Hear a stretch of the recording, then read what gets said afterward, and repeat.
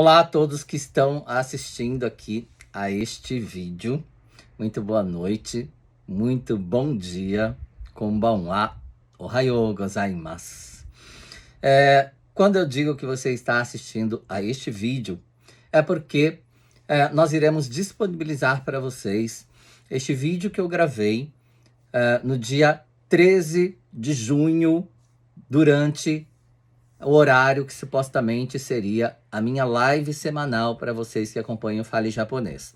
Como vocês sabem, todas as segundas-feiras eu venho aqui fazer uma live para vocês, não somente para ensinar algo sobre o idioma japonês, sobre a gramática da língua, mas também sobre curiosidade, cultura e assim por diante, como vocês sabem que eu gosto muito de fazer aqui no Fale Japonês, não é mesmo? Então pode ser que você esteja aqui comigo, presente neste momento, no dia 13 de junho, segunda-feira. E é importante que você saiba já de antemão que este vídeo é um vídeo que foi gravado com antecedência para que você pudesse ter esta informação neste momento. Se você estiver assistindo em algum outro momento, seja no YouTube ou no Facebook, não é? Fique muito à vontade para colocar os seus comentários no vídeo, porque na medida do possível eu irei responder como eu sempre faço para vocês que acompanham o meu trabalho, tá bom? Por que que eu decidi fazer, eu e a minha equipe decidimos fazer um vídeo gravado dessa vez para vocês ao invés de uma live? Um dos propósitos, e é importante você entender isso, é fazer com que a informação chegue a você de uma forma mais concisa, eu diria, não é mesmo? Uma forma mais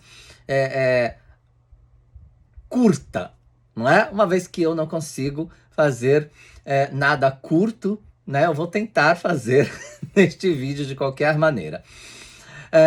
E isso vai acontecer muito frequentemente a partir de agora no Fale Japonês. Nós teremos, obviamente, o nosso encontro de segunda-feira, mas nem sempre eu estarei ao vivo com vocês. Pode ser que em algum momento, né, eu esteja sim, mas é importante que você esteja comigo na segunda-feira, horário marcado, 20 horas horário de Japão e 8 horas da manhã horário de Brasília, como sempre, tanto no YouTube quanto no Facebook, porque nós iremos disponibilizar para vocês esses vídeos que eu estou fazendo para vocês, ou eu estarei ao vivo com vocês neste momento, tá legal? Vai depender muito do tema, vai depender muito do assunto, vai depender muito até da minha disponibilidade como professor para vir aqui e fazer para vocês uma live semanal, tá? Mas eu me comprometo em trazer sempre uma informação no horário que vocês estão acostumados a estar comigo durante as lives nas segundas-feiras, tá legal? Muito bem. Sintam-se todos cumprimentados por mim. E se você ainda não é inscrito no YouTube, na verdade, e está vendo este vídeo pelo YouTube, faça a sua parte, não é mesmo? Inscreva-se, ative o sininho para você receber as notificações de quando eu estiver aqui ao vivo, para que você não perca absolutamente nada daquilo que eu passo em relação não somente ao idioma, como eu disse, mas também sobre muitas curiosidades dessa cultura, deste povo que é o povo japonês, tá bom? Aproveite e, obviamente, siga todas as redes sociais, tanto o Facebook quanto o Instagram. Tem muita coisa bacana para vocês lá também. Bom, o que acontece? No dia 6 de junho, eu fiz uma live falando quais os fatores, né, os motivos que eu acredito que possam atrapalhar nos seus estudos do idioma japonês e possam fazer com que você fique desestimulado, com que você até chegue a desistir de estudar o idioma por N motivos. Claro que eu citei apenas alguns que eu acredito serem mais relevantes, não é? Para que você que esteja aí atrapalhando nos seus estudos. E se você assistiu a esta live, você entende, já está sabendo, né, como que ela foi, o que eu disse, né, do que foi tratado. Caso você ainda não tenha visto, foi na semana passada, no dia 6 de junho de 2022, onde eu falei sobre esse assunto. E aí, durante a live, algumas pessoas me pediram, aliás, várias pessoas entraram em contato, colocaram também nos comentários o desejo de me ouvir falar sobre como eu aprendi o idioma japonês.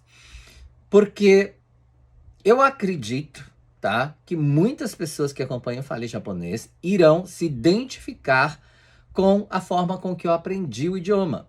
Tá? Hoje mesmo eu estava falando com uma pessoa que enfim, não vem ao caso neste momento, mas que está aqui no Japão o mesmo tempo que eu. Chegou também em 1991 aqui no Japão e está aqui há mais de 30 anos. E esta pessoa me disse, né, que ele aprendeu o idioma japonês na fábrica, no chão de fábrica, falando aquele japonês assim que, dependendo do ambiente, na verdade, dependendo do tipo de trabalho que a gente faz no Japão, o linguajar ele pode ser coloquial demais, não é? Para não falar outra coisa, às vezes até chulo, dependendo do ambiente, das pessoas que estão ali, do tipo de trabalho, independentemente disso, né? Não deixa de ser a língua. Mas às vezes a gente aprende, a grande maioria aprende a linguagem de uma forma muito informal, muito coloquial, que em determinados âmbitos pode se tornar grosseira, né? Ser interpretada como uma linguagem mal educada. E às vezes o japonês ele associa isso à pessoa que está falando daquela forma. E a gente é mal interpretado porque a gente acha que aquilo é o Nihongo, não é mesmo? E que a gente pode utilizar em qualquer lugar, quando na verdade não é bem assim que acontece. E aí, com o tempo, segundo esta pessoa me disse, ele percebeu que não dava para ele utilizar aquela forma de linguagem em outros âmbitos e foi aprendendo uma forma um pouco mais educada. E aí, sim, conseguiu se comunicar em vários outros âmbitos. O mesmo aconteceu comigo, assim como aconteceu com muitas outras pessoas que chegaram nesta época, que foi quando iniciou a Era Dekasegi. Lembrando que a Era Dekasegi tem em torno, acho que 35 anos agora, não é mesmo? Quando eu digo que logo que começou, porque fazia pouco tempo que havia começado. Hoje a gente comemora, não é bem essa palavra, mas enfim, a gente leva em consideração e assim, cronologicamente dizendo, a gente diz que tem 31 anos agora tá fazendo, não é mesmo? Mas na verdade, hoje é 2022, tá? No ano passado, houve uma comemoração de 30 anos do movimento Dekasegi em vários lugares e tudo mais, quando na verdade não é bem assim. O movimento Dekasegi ele começou bem antes, uns 3 ou 4 anos antes. Eu me lembro, só para vocês entenderem resumidamente, que eu tinha 19 anos na época, e os filhos de uma pessoa que tinha um bar perto da escola onde eu estudei a minha vida inteira, uma escola pública, eles eram descendentes de japonês, eles haviam vindo para o Japão trabalhar. E aí, eu fiquei sabendo disso, achei muito interessante o fato deles terem vindo trabalhar para o Japão naquela época, quando você tem 19 anos no Brasil, e obviamente, né, quando você é muito jovem, o mercado é muito complicado para você se colocar no mercado profissionalmente dizendo. Então, eu passava por dificuldades financeiras como a grande maioria das pessoas, porque se não fosse isso, né, não teriam vindo para cá trabalhar em função de levantar uma grana com vários sonhos, não é mesmo? Com todos os sonhos que vocês já sabem que, enfim, todo mundo fala a mesma coisa, então é exatamente isso mesmo, não é mesmo? Querer comprar casa, um carro, enfim, voltar logo para o Brasil, ficar 2 anos e tal. Não é bem isso que aconteceu, não é? A gente foi ficando e hoje eu acredito que a grande maioria de nós não somos mais apenas Dekasegi, nós somos já imigrantes, não é mesmo? Nós estamos já no Japão, fincamos o pé aqui, a raiz aqui, já muita gente adquirindo casa, enfim, tendo filhos, os filhos se educando aqui no país, e tudo mudou muito, não é mesmo? Desta época. Por que eu estou passando isso para vocês assim, para vocês entenderem?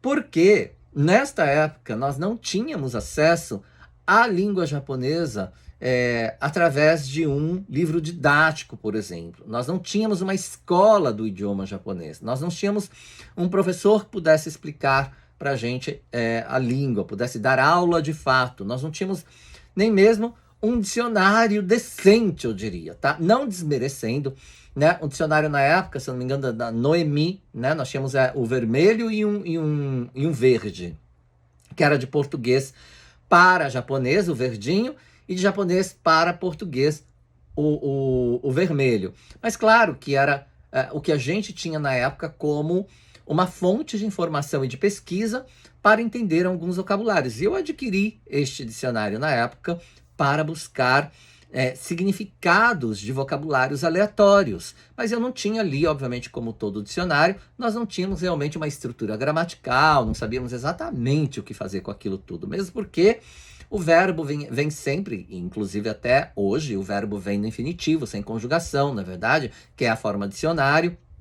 E aí você tem o verbo, mas você não sabe o que fazer com ele, né, direito, como flexionar o verbo e tudo mais. E então é um pouco limitado esta fonte de informação quando você quer aprender o idioma de fato. Quando você vai buscar uma informação sobre um determinado vocabulário, ótimo, não é mesmo? Hoje nós temos ótimos dicionários. E aí você busca a informação sobre o vocabulário em específico. Mas quando você busca informação sobre a língua de fato, é um pouco mais complexo. Então, você precisa de uma orientação profissional para isso, o que nós não tínhamos nesta época. E lembrando, e é muito bom frisar isso, que além de não termos acesso a uma escola, a um professor que dominasse ambos os idiomas para poder ensinar, por exemplo, nós também não tínhamos a internet. Internet é algo muito novo. Parece que não, né? Parece que sempre esteve na nossa vida quando você está imerso nesse universo digital. Os jovens que nascem, né, que nasceram aí há cerca de 20 anos para cá, que foi quando a internet realmente começou a aparecer na nossa vida, não é mesmo? Eu me lembro quando eu fui para a Índia aos 30 anos de idade, a internet estava aparecendo na nossa vida ainda. Então, tinha muita coisa para se descobrir ainda. Tínhamos aqueles computadores imensos, não é mesmo? E isso já faz o quê? Mais de 20 anos. Então, a internet apareceu há muito pouco tempo, há um pouquinho mais de 2 décadas na nossa vida, não é mesmo? Então, não havia esse mecanismo, essa facilidade da internet para fazermos pesquisas, buscarmos por aulas, buscarmos por explicações, buscarmos por professores que pudessem nos dar aulas, por exemplo, que fosse online como nós temos hoje. E não tinha nem mesmo aula particular, tá bom? Resumindo, deixa eu resumir, porque senão eu vou contar toda a minha história, e esse não é o caso aqui, tá vendo, né? Vai ficar longo, então aguenta firme aí. Então, o que acontece? Eu entrei em uma fábrica, eu vim para trabalhar e fui entrar em uma fábrica, entrei em uma fábrica, né, me colocaram para trabalhar em uma fábrica onde o trabalho era muito específico, inclusive é um trabalho muito específico, eu acredito que poucos de vocês tenham ouvido falar sobre isso. A gente chama de, em Nihongo, ryuryoke, que significa que é um medidor de fluxo. Tudo que é fluxo, tá? Remédio, clara de ovo, petróleo, leite, água, para usina de energia nuclear, enfim, milhões de coisas. Tudo que for fluxo, fluido, né? Líquido. Então, era um medidor que media isso para vários âmbitos, para empresas de farmacêutica, empresas que faz bolo, por exemplo, para medir lá a quantidade de leite, a quantidade de óleo, a quantidade de clara que passa pelos maquinários, enfim, é muita coisa, tá? Petróleo, como eu disse, e tudo mais. Então, havia a necessidade de aprender um ofício, né, muito difícil, na época onde não havia quem falasse português e não havia quem ensinasse o idioma japonês. E eu fui colocado em um setor, né? Eu vim com a minha irmã e vim com mais um casal de irmãos. Só que a empresa estava fazendo um teste com a mão de obra brasileira e colocou cada um em um setor diferente, totalmente separado. A gente não tinha contato. E isso era desesperador, porque eu fui colocado em um ambiente onde o trabalho era extremamente minucioso e difícil de se realizar, e todos japoneses. Todos japoneses. Não existia brasileiro, não é? Até hoje, a região que eu vim, que foi a região de Yokohama, ali em Kanagawa, mais próximo de Kanagawa, até hoje, a comunidade brasileira não se fixou naquele lugar, né? Então, são poucos os brasileiros que vivem naquela região. Bom, resumo da ópera. Eu precisava aprender o idioma porque eu precisava sobreviver. Então, foi uma necessidade de sobrevivência. Estar naquele ambiente onde só tinha japoneses, eu vim com o propósito de trabalhar, mas por mais que na minha mente, né, assim como a grande maioria, eu iria voltar para o Brasil em 2 anos e meio, no máximo 3 anos, que fosse o caso, né, na pior das hipóteses, a gente pensava, fico mais um ano. Por mais que eu tivesse essa mentalidade, eu nunca pensei que eu não precisasse aprender o idioma. Essa era a minha mentalidade. Eu nunca pensei, como muitos, não é? Ah, não vou aprender porque daqui a pouco eu vou embora. E eu só vim aqui ganhar dinheiro mesmo. E fazer um serviço fácil. O meu serviço era difícil. Eu trabalhava somente com japoneses, assim como muitos que vieram na época e foram obrigados a aprender, assim como eu. E aí, além de tudo isso, eu tinha um trabalho muito difícil para realizar. Não bastando, todos os meus parentes por parte de pai, uma vez que o meu pai era Nihonjin, ele foi para o Brasil com mais de 30 anos de idade, 34 anos de idade, mal falava o português, mas em casa sempre falou o português, nunca me ensinou a falar o japonês, então eu cheguei aqui sem saber falar absolutamente nada do idioma japonês. E aí foi nesse universo ali que eu estive.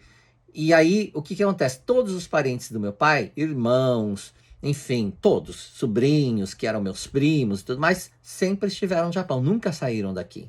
Japoneses legítimos entraram em contato comigo e com a minha irmã, por conta de que meu pai mandou informação sobre a gente, disse que a gente estava vindo, eles conseguiram achar a gente através da empreiteira. Resumindo, eu precisava conversar com os meus parentes japoneses. Eles queriam muito conversar e saíamos todos os finais de semana para algum lugar. Me ensinava a fazer compra, me levaram para o Monte Fuji, para conhecer Kamakura e para conhecer a casa onde meu pai nasceu e foi criado, a casa dos meus avós, o túmulo dos meus avós, os meus parentes, meus tios, meus primos, que eu nunca soube que existia.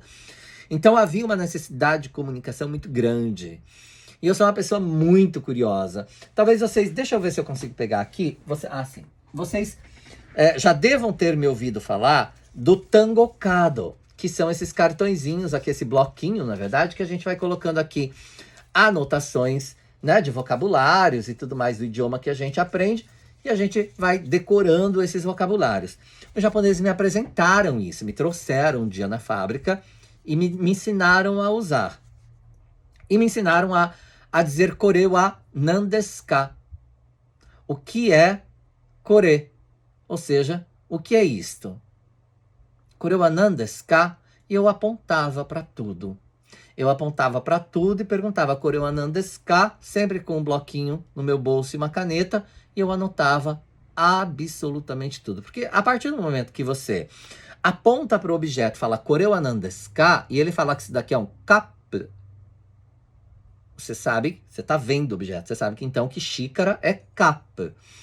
E aí eu ia anotando tudo que eu via e ouvia em cartõezinhos como este. E aí eles iam me ensinando a estruturar as frases e tudo mais. Em um dado momento dessa minha experiência desesperadora, entrou para trabalhar nessa empresa uma pessoa que eu costumo chamar de anjo. Inclusive, eu menciono ele no meu e-book, né, a minha trajetória no aprendizado, onde eu conto justamente isso que eu estou falando para vocês agora resumidamente, que é o Nihei, Marunouchi Nihei. Era um japonês que ele foi para o Brasil, assim como meu pai, e aprendeu a falar o idioma português, inclusive fez faculdade no Brasil. Então falava muito bem o português e muito bem o japonês, porque era um Nihonjin legítimo que tinha ido para o Brasil. E ele veio para cá para trabalhar, para juntar dinheiro, por conta de que havia constituído família no Brasil e tudo mais. Resumo da ópera. Ele começou a me ensinar, porque eu perguntava muito, colocaram ele para trabalhar ali, porque justamente por esse fator. Porque ele era japonês, tinha vindo como dekasegi, e a empresa estava fazendo esse teste com a gente, tinha uma dificuldade muito grande de comunicação.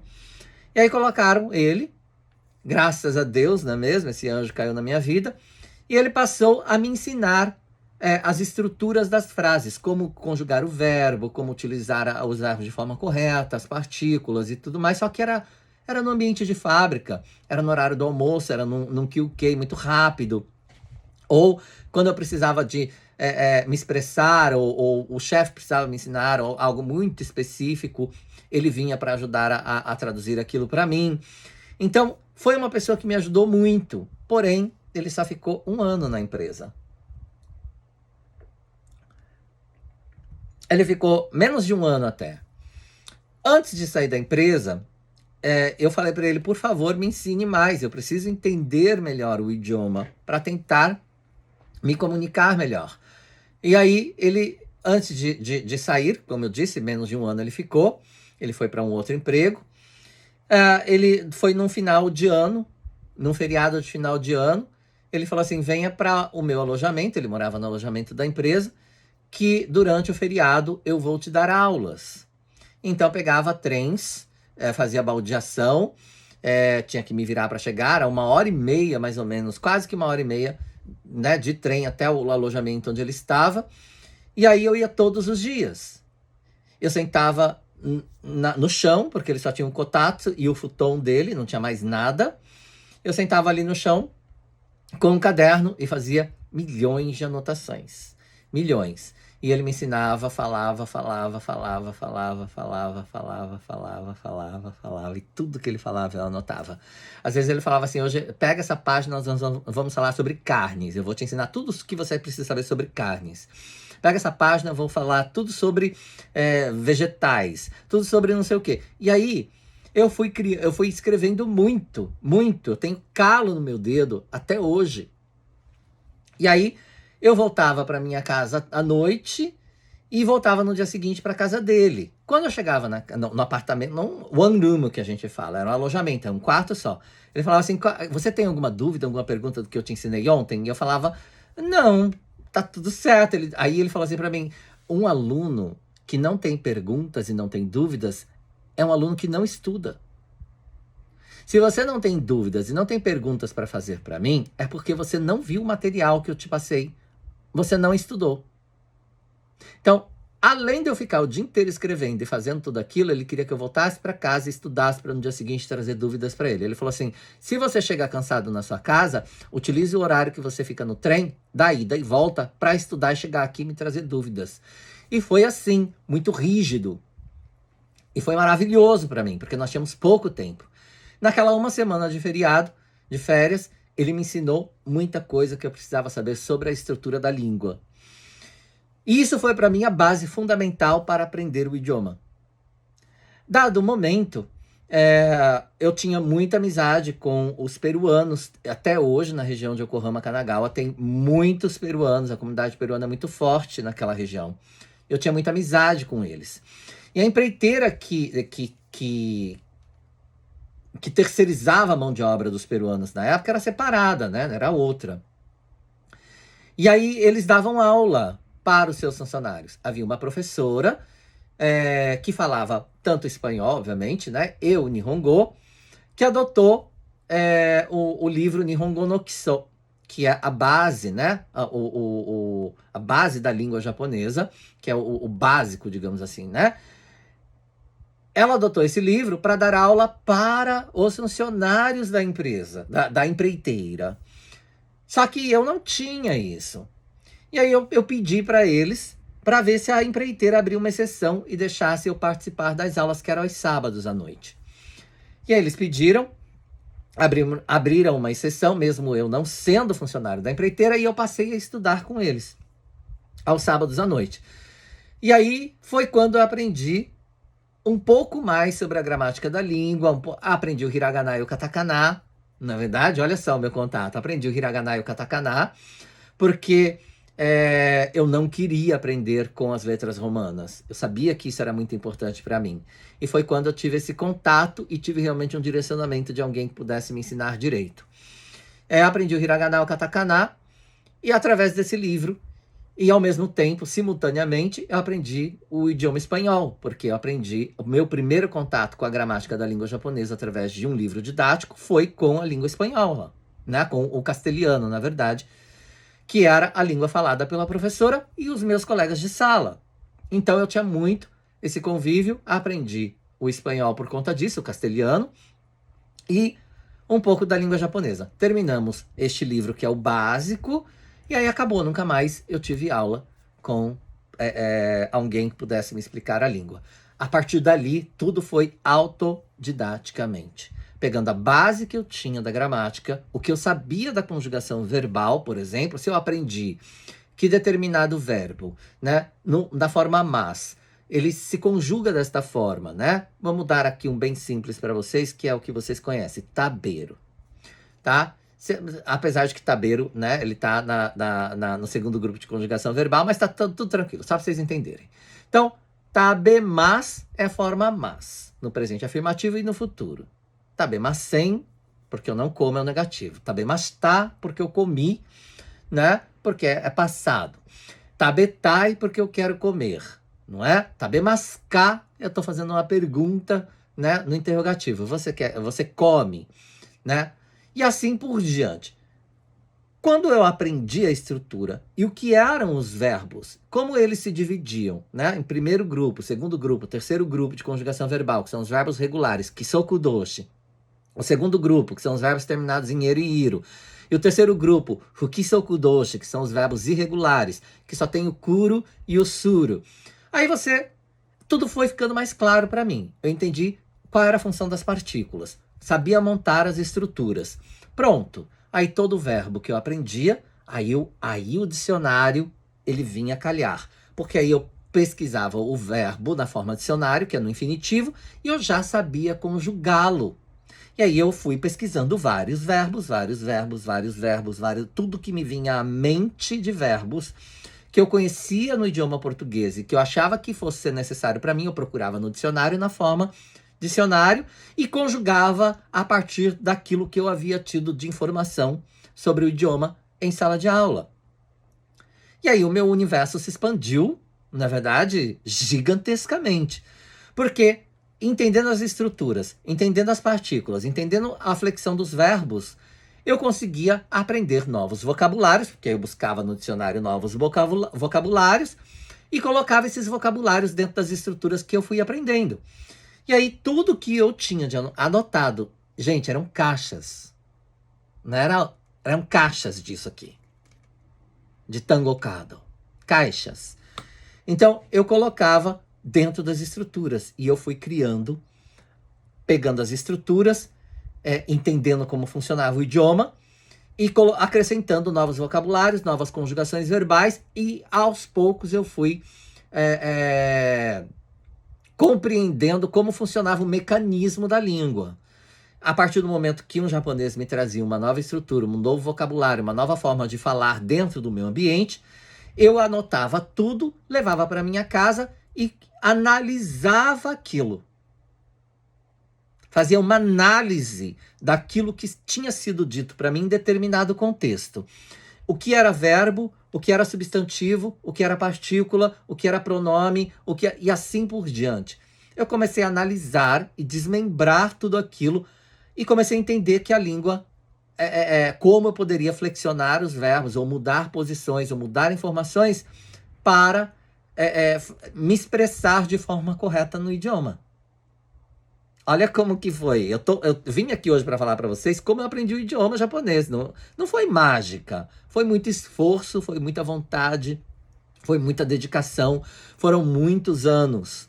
Então, por conta disso, tá? Por conta de toda essa minha dedicação e o desejo de aprender profundo o idioma, eu tinha um desejo imenso de aprender o idioma japonês para poder me comunicar.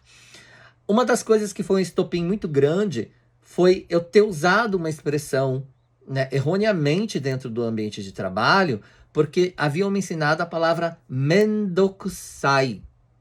Mendokusai é algo que é trabalhoso, na verdade, é fastidioso, é algo chato de fazer e tem uma conotação negativa, não é? Não vou falar outras palavras aqui, mas vocês vão saber. Tem uma conotação negativa de algo que lhe dá trabalho, não é? E você não está afim de fazer. Quando o chefe me pediu, dentro do meu setor, para eu fazer um medidor de fluxo para medir leite, era uma das peças mais difíceis de serem feitas, porque ela era toda cromada. E era uma peça linda, inclusive, brilha, né? Um metal que brilha, todo cromado, lindo, cheio de engrenagens, tudo lindo. Eu achava aquela peça linda e nunca haviam pedido para eu fazer. Quando ele me pediu para eu fazer, eu queria dizer para ele, né, que era um serviço komakai, minucioso. Essa era a minha intenção. Aqui dentro, eu achava que eu estava falando aquilo para ele e eu estava muito feliz de receber aquele trabalho. Eu queria muito fazer aquilo, colocar em prática todo o meu conhecimento adquirido. E ao invés de falar komakai, eu falei mendokusai. Foi um dia em que o meu chefe, foi a primeira vez que ele gritou comigo, me deu uma bronca. Eu não entendi 100% do que ele disse na época, mas eu sabia que ele estava muito furioso comigo e disse para mim que eu não deveria falar mendokusai para o trabalho nunca. Que eu estava ali para fazer aquilo e não poderia falar daquele jeito com ele. Neste momento, o Nihei, que eu disse para vocês, o meu anjo, graças a Deus estava presente, chamei ele e pedi para explicar.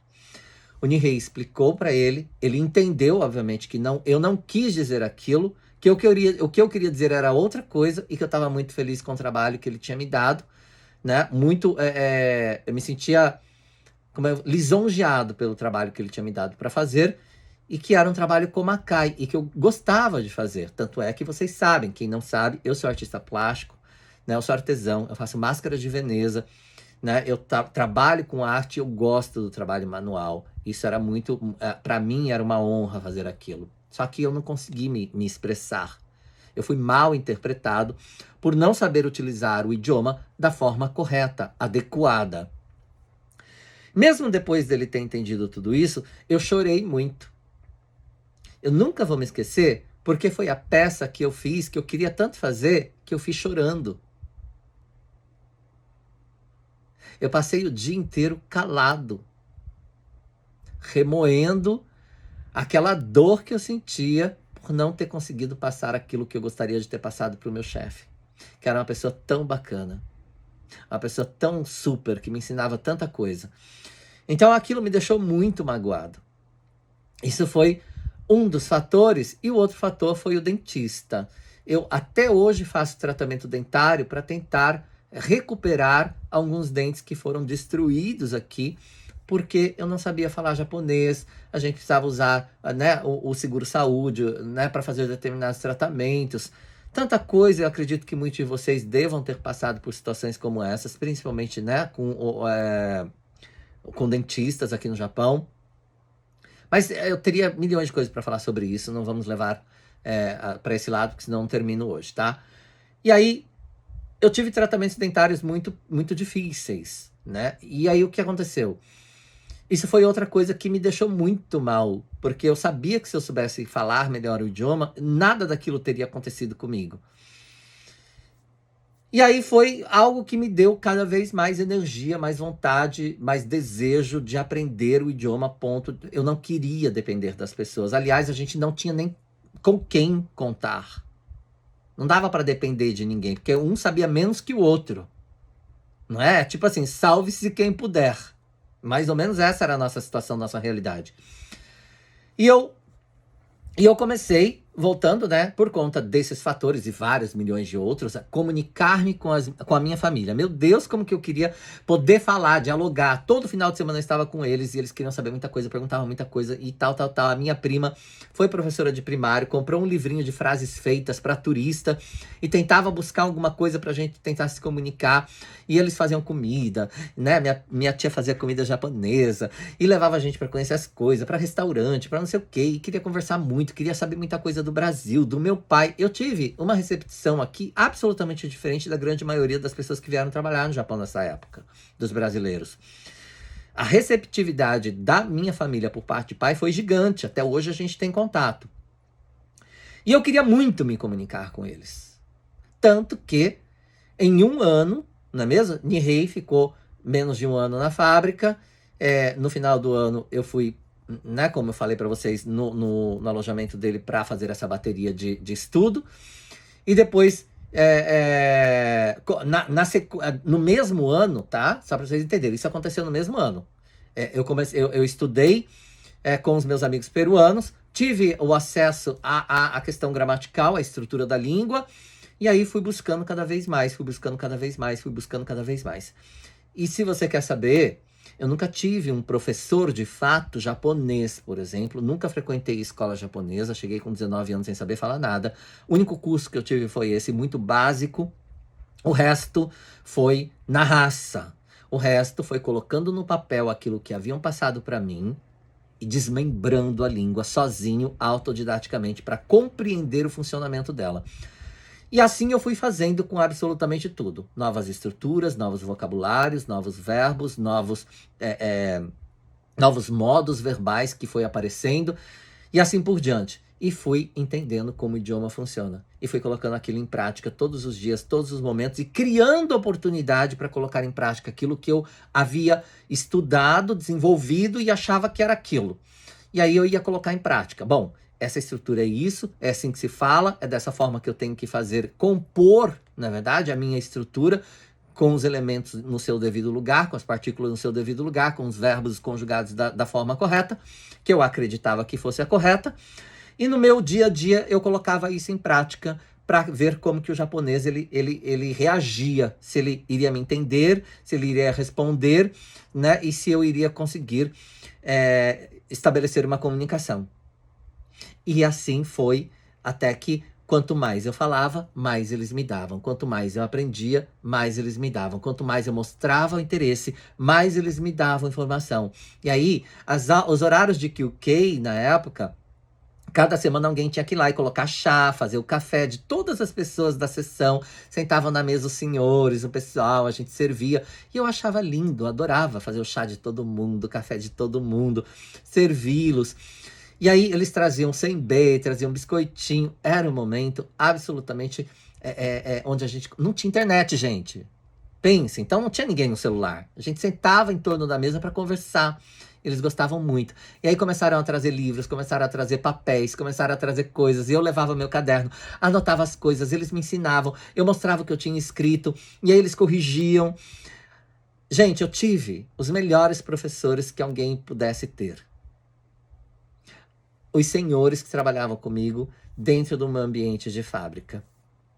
Porque eles viam o meu interesse, o desejo de aprender. E com isso eles foram me ensinando muita coisa. E eu fui absorvendo muita coisa. Fato este que eu comecei a realmente a me comunicar de fato. Então, com 1 ano no Japão, eu já me comunicava no dia a dia para estabelecer uma comunicação. Quando eu falo isso, parece absurdo, mas para quem esteve aqui nesta época, sabe que era uma questão de sobrevivência. Só que eu comecei do zero, do absoluto zero, e aprendendo desta forma. E aí eu comecei a desenvolver a língua da forma que eu a via, da forma que eu ouvia, da forma que eu colocava em prática e obtinha resultados. Então eu fui fazendo toda esta análise do idioma para que eu pudesse dominá-lo de fato. Em 1 ano eu já falava o suficiente, em 2 anos eu já estava falando pelos cotovelos em todos os ambientes, indo em médico sozinho, fazendo trabalho sozinho, conversando com todo mundo. Quando eu decidi sair desta empresa, depois de 2 anos e meio que eu queria ir para um outro lugar, eu queria fazer de Dohan Bike, que são as máquinas de vendas automáticas, em Guma. Eles falaram, você não pode sair daqui porque você já tem uma posição, né, no ambiente de trabalho onde você faz as peças mais complexas. Porque eu tinha muita habilidade, tenho até hoje, para fazer peças minuciosas. E ele falou, você só sai daqui depois que você treinar uma outra pessoa para substituir você, para estar no seu lugar fazendo o serviço que você faz. Eu falei, tudo bem. E eles colocaram um japonês, obviamente, para assumir o meu lugar. Só que não era um japonês qualquer. Era uma pessoa com necessidades especiais, um deficiente auditivo, o que a gente chama de surdo e mudo. Porque, obviamente, a pessoa... Bom, vocês sabem, não é mesmo? Quem não ouve dificilmente fala corretamente, porque não tem a audição para ouvir a sonoridade da língua e reproduzi-la. Mas, enfim, era um senhor já, deficiente auditivo, e aquilo para mim foi um desafio fabuloso, porque eu precisava ensinar um trabalho extremamente difícil, minucioso, complicado, para alguém que não iria entender uma palavra sequer do que eu dissesse. Eu aprendi tanto a falar o Nihongo, eu não conseguiria me comunicar com ele. Eu tive que desenvolver uma outra forma de me comunicar na língua de sinais em japonês. Havia um programa que, inclusive, há até hoje, na televisão japonesa, onde ensina línguas de sinais. Eu assistia aquilo, devorava aquele programa. Ele né, me sugeriu para eu assistir, comecei a assistir, comecei a me apaixonar por aquilo. Ele me ensinava. Na hora do intervalo, a gente saía da fábrica e ia tomar café, ia para algum lugar junto, e ele me ensinava a linguagem dos sinais da língua japonesa. Sabem o que é isso?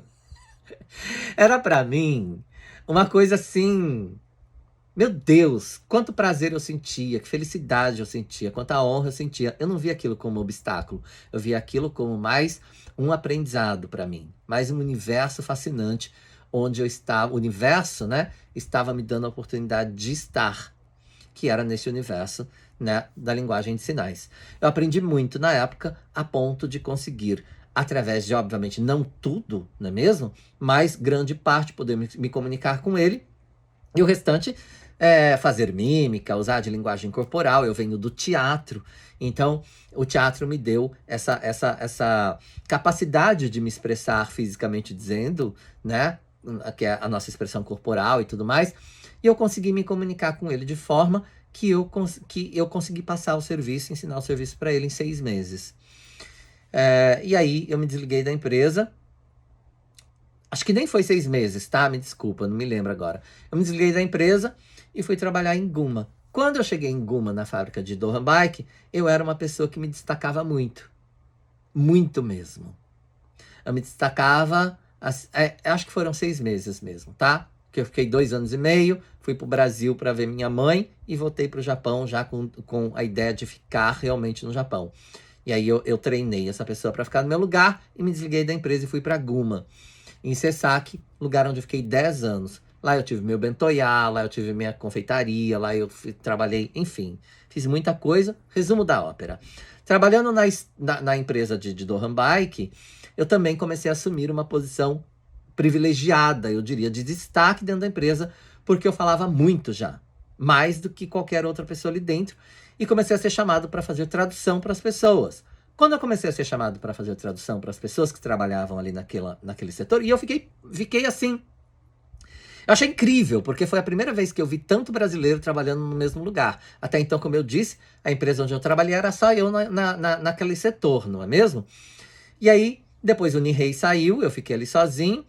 E aí depois eu fui para um lugar onde tinha muito brasileiro. A linha toda era praticamente composta de brasileiros. E eu não fazia ideia de que aquilo era possível. Tanto brasileiro numa linha de produção. E os japoneses se debatiam para conseguir ensinar os brasileiros.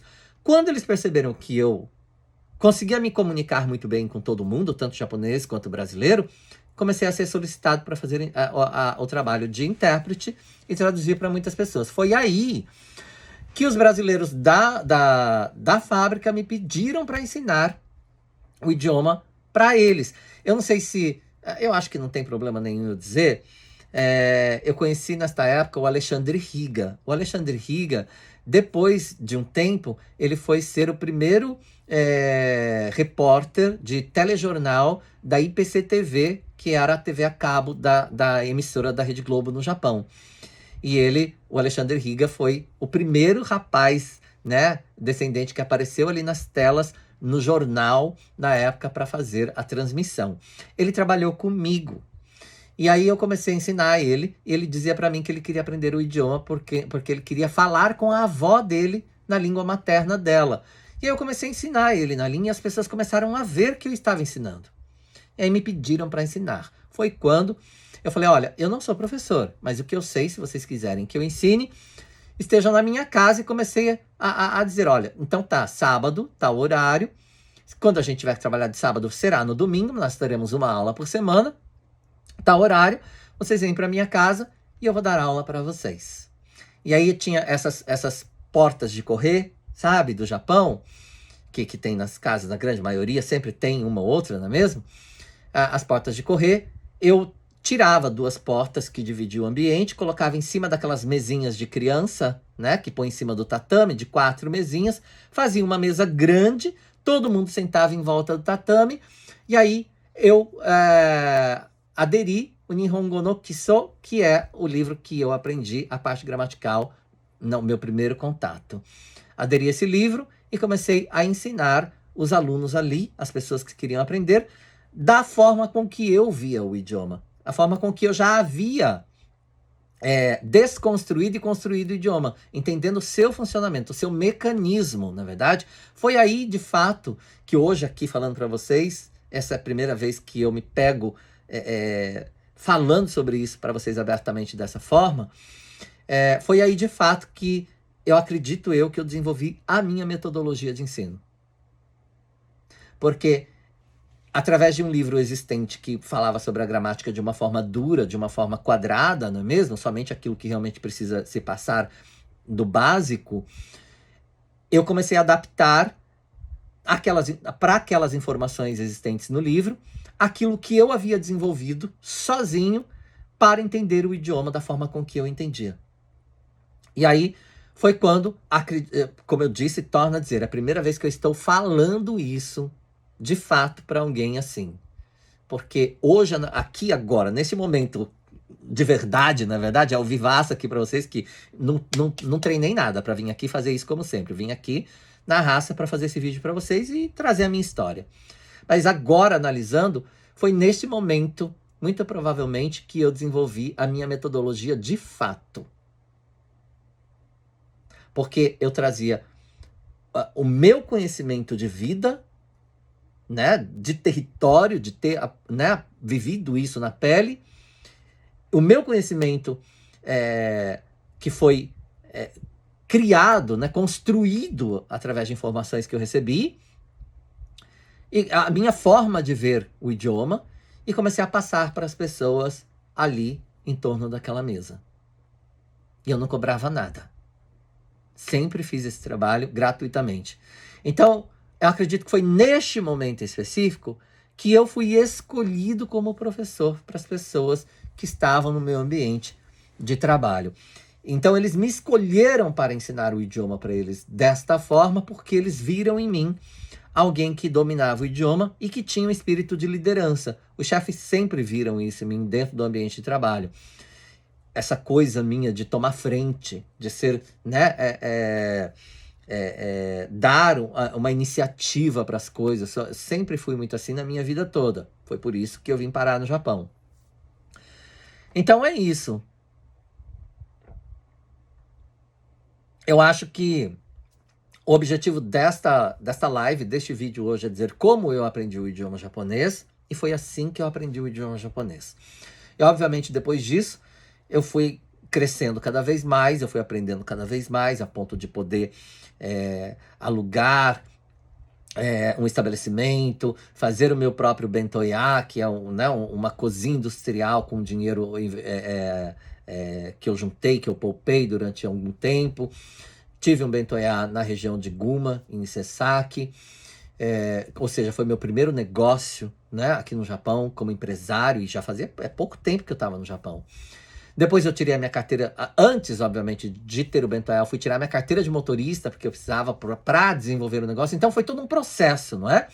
Eu estudei para tirar a minha carteira de motorista, tirei a minha carteira exatamente como os japoneses tiram, porque eu não tinha carteira de motorista, então eu tive que estudar tudo, todos os kanjis, todas as regras, todas as leis de trânsito, fazer as provas, exatamente como Nihonjin. Um dia, quem sabe, eu conto para vocês como foi essa experiência de tirar a carteira de motorista. Se você quiser saber, coloque para mim aqui nos comentários. É muito importante para mim que você coloque nos comentários o que você gostaria que eu trouxesse para vocês de conhecimento, de informação do idioma, que seja do idioma, enfim, de curiosidades. Coloque, por gentileza. Pare agora um momento e fala para mim o que você quer saber. Eu e a minha equipe, nós vamos olhar os comentários e nós vamos trazer para você, eu vou trazer para vocês o que vocês querem ouvir de mim aqui no Fale Japonês. Se você ainda não é inscrito no canal do YouTube, demorou, como eu disse para você no começo, para você fazer a sua parte. Inscreva-se. É simples, não é? Eu sei que é algo simples e às vezes você fala, para que eu vou me inscrever? Porque assim você me ajuda a trazer mais informação para você, Você ajuda o sistema aí, né, do YouTube ou do Facebook, enfim, de qualquer mídia que você estiver vendo, ajuda eles a entenderem que o meu conteúdo é relevante para você, você está gostando. E aí vai trazer mais gente para cá e a gente vai criar aí esse movimento gigante aqui para que a gente possa levar o idioma japonês para mais pessoas através do meu conhecimento adquirido com mais de 30 anos aqui neste país. E muito mais do que 10 anos, como eu estou dizendo para vocês, eu comecei nesta época, ó, faz muito tempo, mais de 20 na verdade, não é? Em que eu fui dar aula, de fato, para essas pessoas e transformar a vida delas através do conhecimento. E isso foi algo que foi acontecendo sempre na minha vida, e cada vez mais eu fui aprendendo, cada vez mais eu fui aprimorando, estudando os kanji sozinho, para fazer as provas, para estudar, para tirar a carteira de motorista. Milhões de outras coisas que foram acontecendo na minha vida, de forma geral, ser chamado para trabalhar de intérprete em maternidade. Então, tudo foi acontecendo muito naturalmente. Eu sempre fui escolhido para ser professor das pessoas, né? Então, foi algo que aconteceu, o universo me colocou nos lugares e no caminho para que eu pudesse trilhar essa trajetória do aprendizado e pudesse fazer a diferença na vida das pessoas que estavam no meu convívio de alguma forma. Então foi assim que eu aprendi. Espero que vocês tenham gostado. Se você gostou, por favor, coloca aqui hashtag massa, com 3 As, como a gente costuma colocar aqui, hashtag massa, né? E coloque para mim um comentário aqui, o que você achou, né? Se você se identificou com isso que eu passei para vocês, se você, enfim, se foi para você de alguma forma inspirador, se foi para você de alguma forma, se agregou para você algum conhecimento, se agregou para você algo, né? Que seja um incentivo. Todo mundo é capaz. Quando eu falo que nós somos capazes de absolutamente tudo, é porque nós somos capazes de absolutamente tudo. Basta querer de verdade, basta desejar de verdade que você consegue.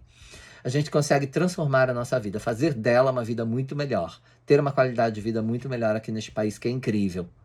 Eu tenho experiências fascinantes. Hoje mesmo eu estava num concerto, né, de música clássica, de uma sinfonia, onde um amigo japonês, né, estava lá e me convidou para ir, me deu o ingresso para ir a esta sinfonia, a essa apresentação de um concerto dentro do Acto City, dentro do hall do Acto City, que é um dos lugares maiores anfiteatros e extremamente luxuosos que nós temos aqui em Hamamatsu.